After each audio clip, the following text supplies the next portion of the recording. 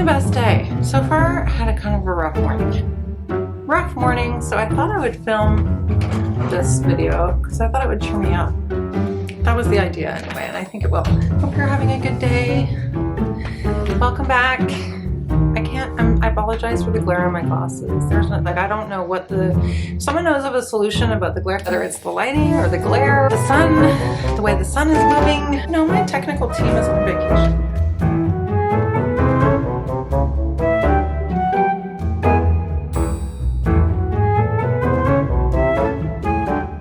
Hi everyone, it's Jess. How's it going? So I'm here today to follow up on the reading goals tag, which is an original tag, new tag this year, created by my buddy Rosie. And Rosie filmed a short about how to pronounce her last name. So now I know how to pronounce her last name. It's exactly as it's written. Rosie Cockshut. Hi, Rosie. So the first question is, this is a great way to start. Do you set reading goals? Why or why not? Well, in fact, I do set reading goals. Why?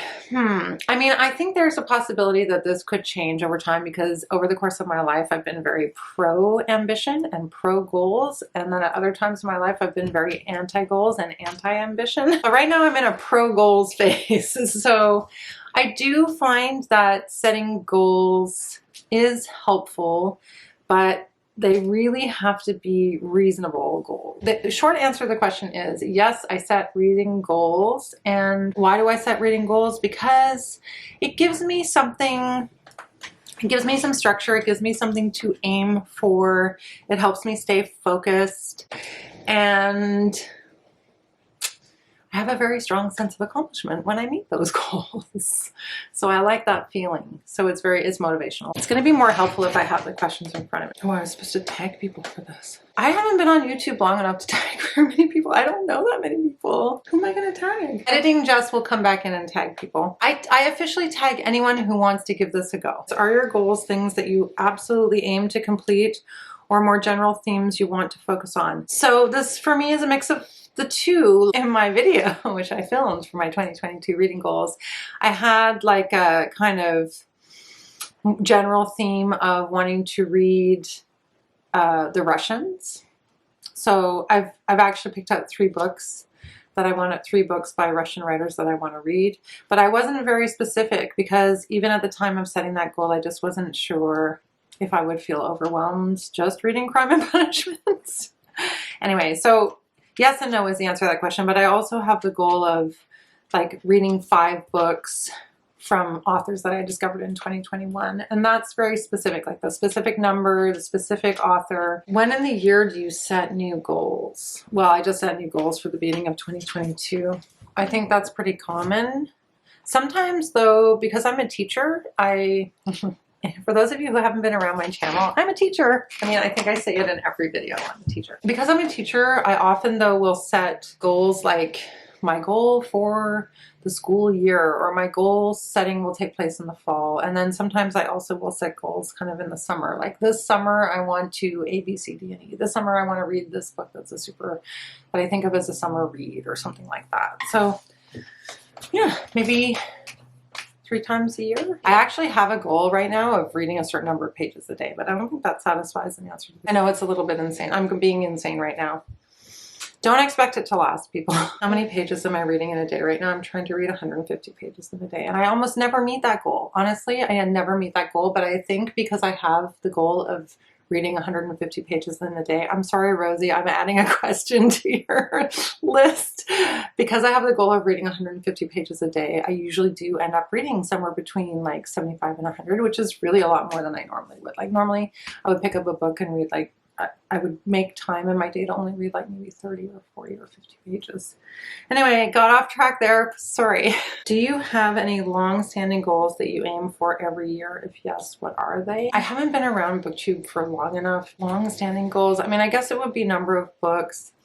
I would say that long-standing goals for me, I think, are absolutely going to be things like reading a certain amount of fiction that's written by people whose experience is different from mine. I think if it's not an articulated goal, but it's definitely one that guides my reading. So people of color, people of different sexual orientation, just people in society who are writing from a different perspective than my white lady perspective, my white middle-aged lady perspective. I think that's an unconscious goal that I have, and that I tend to lean towards works that are created by people who don't look like, talk like, think like me. It's not articulated, but that's definitely like a long-standing goal that I have. Just because I think that I think you learn so much through reading. Like, I think that's one of the biggest motivations for me to read, is to understand the world better, which in turn helps me understand myself better. Next question, what type of goal has been most successful by whatever metric you choose? I think what's worked really well for me in the past has been,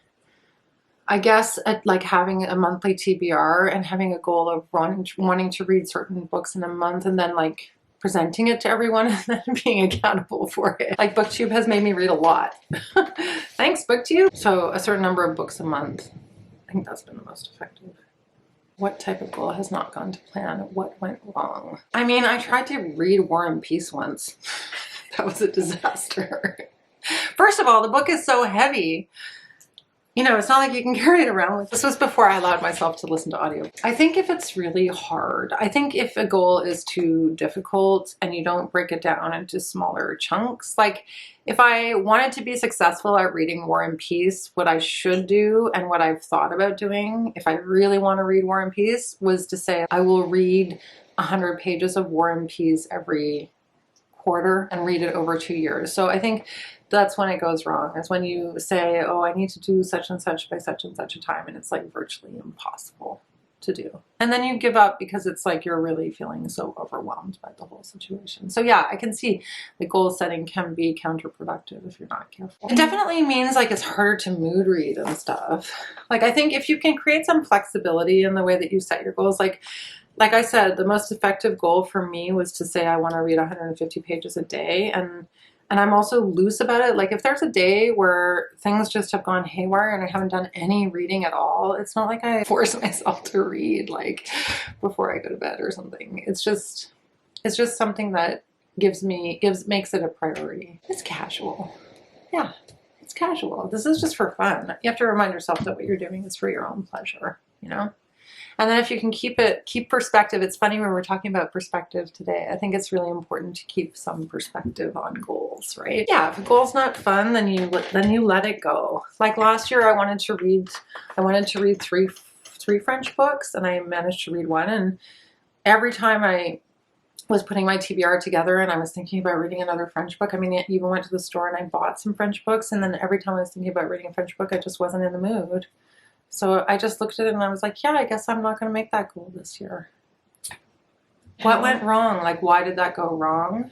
I think I just wasn't in the mood to read French books. So I'm trying it again this year. I'm revisiting it again this year. Like, what was that old adage? If you fail, try again. Okay, so do you change your goals based on how the last reading year has gone? No, I think I did change. I did change that goal according to what happened last year, because I didn't read 3 French books, so I still had the goal of wanting to read French books, but to make it more manageable, I made it 2. So I reduced the number of books. I do adjust from year to year, and I don't abandon my goals completely.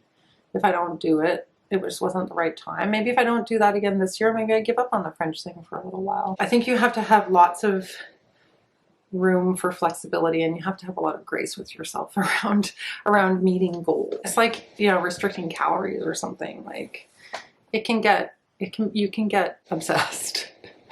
Not healthy. Do you track your reading goals? I've been actually pretty not good at tracking my reading really over my life, but since I started doing the BookTube stuff, I'm a little bit more aware of what I'm doing. And I recently just joined Storygraph. And one of the reasons that I joined Storygraph, I mean, among others, like the fact that it's run by a woman and all of those great things, is that it does do a better job of giving you stats. I really like stats, my progress over time. I think it's really interesting. And I am a documentarian. I like to have a record. I think tracking is good. And I think tracking helps keep you on your goals because you can reflect. a little bit more. Yeah, so I basically track them through Goodreads and Story, and I guess I'll start using Storygraph. And I was thinking about this actually when I did my 2022 goals video, that I would like to have, I created a Google form because I am trying to encourage myself more to write more, and I thought a good place to start with writing would be to write reviews. So I've started to try to write more reviews on Goodreads. So if you're not following me on Goodreads, then get on there. Anyway, yeah. So I created a form where I can like keep track. Where is the author from? What year was the book written? How long was it? What genre is it? All that stuff that doesn't get tracked on Goodreads that I'd be curious to track, that does get tracked on Storygraph. So we'll see. Oh, my battery died. Now I'm on my iPhone. I'm telling you, the iPhone does better with the whole light thing. Oh, one more question and my battery died. How do you put up with me, everyone? Last question is, has any of this changed a lot over the course of your reading life? Which is a difficult question to answer. I think I would say yes. Yes, this has changed over the course of my reading life because, I mean, around 2014, let me date myself here. Around 2014, I did give myself reading goals. Like I really wanted to get back into reading, and then it kind of fell off and came back on. And everything is different now because I have this channel that I've been doing. Basically, everything's different now because I'm on YouTube. Would I be doing this? Maybe a better question. Well, see, this is designed for YouTubers. This is a YouTube tag. So maybe a better question would being on YouTube change your goal, your reading behavior. The answer is yes, 100%. But maybe not for other people. I don't know. Anyway, Rosie, I'm not sure if that's what you meant, but yeah, I would say that there was a time where I didn't track my reading at all. Was it a better time? Debatable. Not being consistent throughout my life with my reading goals. No, I've only had reading goals for like 2 years. So that's a really hard question to answer. I think when I do this tag next year, maybe I'll have more to say about it. That was so much fun. Sorry that my camera's battery died, but it's inevitable that would happen from time to time. Thank you so much for creating this new reading goals tag, Rosie, and I'll see you guys in the next one. Bye, bye. See you in the next one. We literally know each other only through YouTube. It's so awesome. I love it. Ooh, that should be a question. Does setting goals make you angry? It's like acceptable to do this. I don't know what I'm saying. This is a hard question. I really like this. Like, maybe I should film with my iPhone on.